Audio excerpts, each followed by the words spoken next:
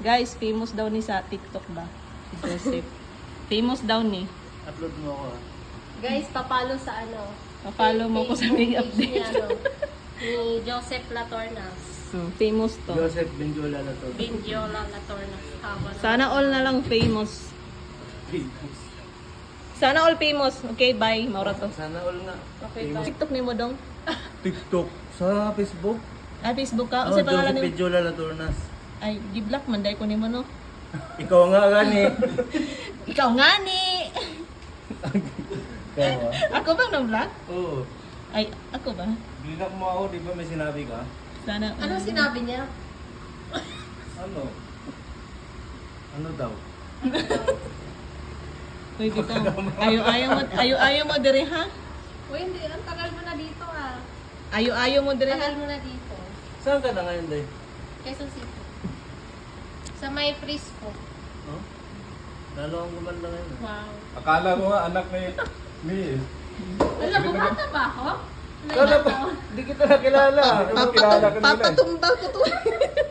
Huwag day. Huwag ganun. Huwag ganon. Ipapatumba ko to. Anak ko daw to, Joseph. Anak ko daw to. Anak ko daw to. May bata kasi na lalaki. Akala ko magkapatid. Bitaw. Oy! Sabuyag dito. Luya, nilalay. Oy, nandiyan sa pupi?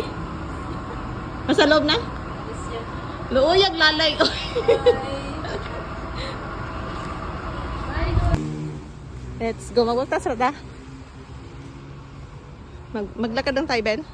Ha? Maglakad lang tayo. Saan tayo ng ano? Irvine. Yan yung address natin. Natin.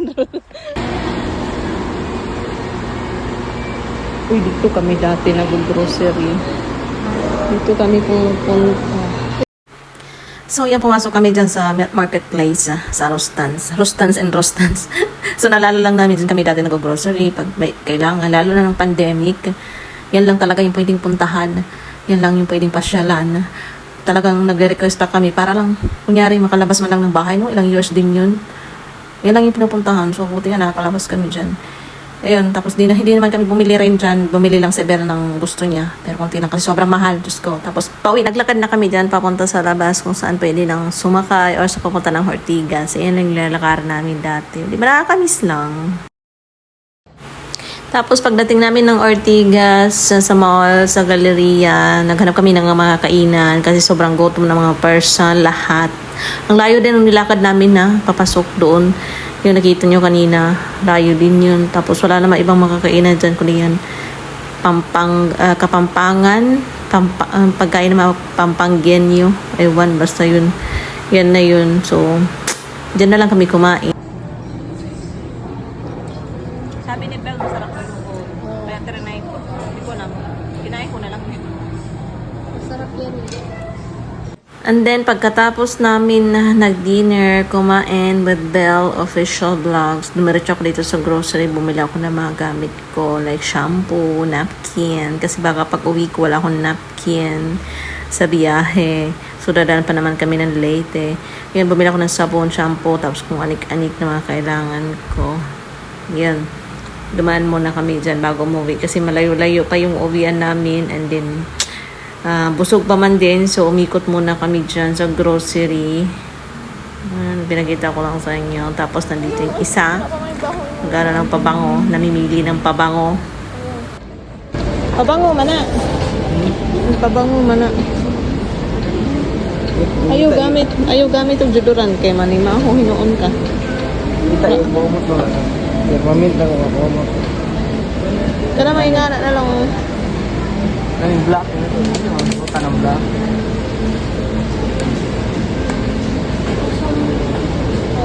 Huwag ka magjuduran kaya wala ka pa namang... Uy, ayun pa po na. Tester ba na? Tester ba? Tester ba na? Tumot. Ha? Tumot? Bawal man ganyan. Tester ba yan? Ano yung bawal? Balik ko, Nick. Huwag ka magpabango.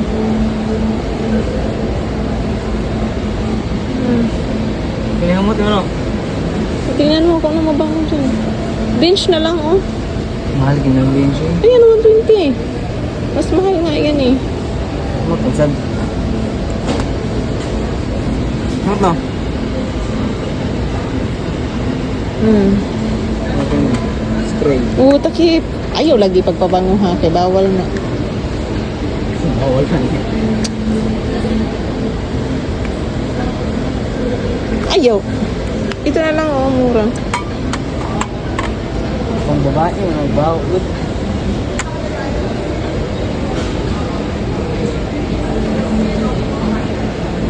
Nawal na na. Requesting for RS00, counter 5 please. Once again, RS00, counter 5 please.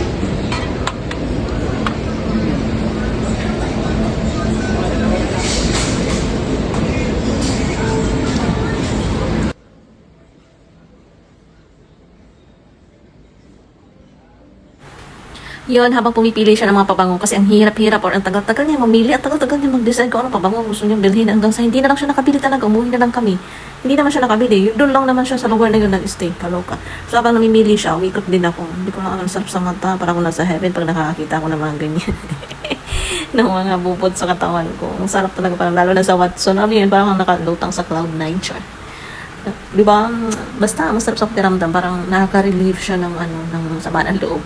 Pag nandiyan ka sa grocery, lalo na yung pang girls na gamit. Gusto ko parang nawala yung stress mo sa buhay. Ayun, pagkatapos niya, lumabas na kami sa mall, naglakad-lakad na. Dito na kami nag-aabang ng pumasok niya. Nag-iisip ko ng sasakyan namin kung mag-MRT, mag-LRT, or mag-bus ba kami. Kasi that time, it's 10 na ata. Magte-10. So, nag-iisip kung meron pa bang MRT. Ayun, ang hirap. Gabi na. So, ako natatakot pa naman ako magbiyahe. Lalo na pag gabi na. Lalo na ngayon, takot na magbiyahe dito sa Maynila. Parang ilang taon na ako sa probinsya. 4 years lang at 4 years. So, tagal naman talaga ako sa Maynila. Pero ngayon parang ang dami ko ng takot. Ang dami takot. Natatakot ako magbiyahe. Hindi na tulad dati kasi yung mga bus na pwede kang magsabi na, kuya, pangibaba ako dyan. Ngayon hindi na siya. By station na siya.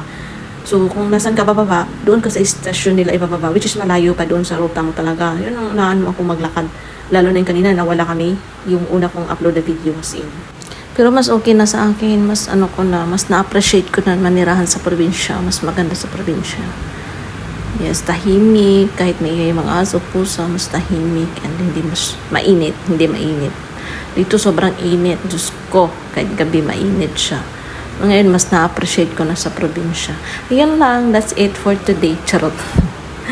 Naglalakad na kami yan. Bye! See you next time!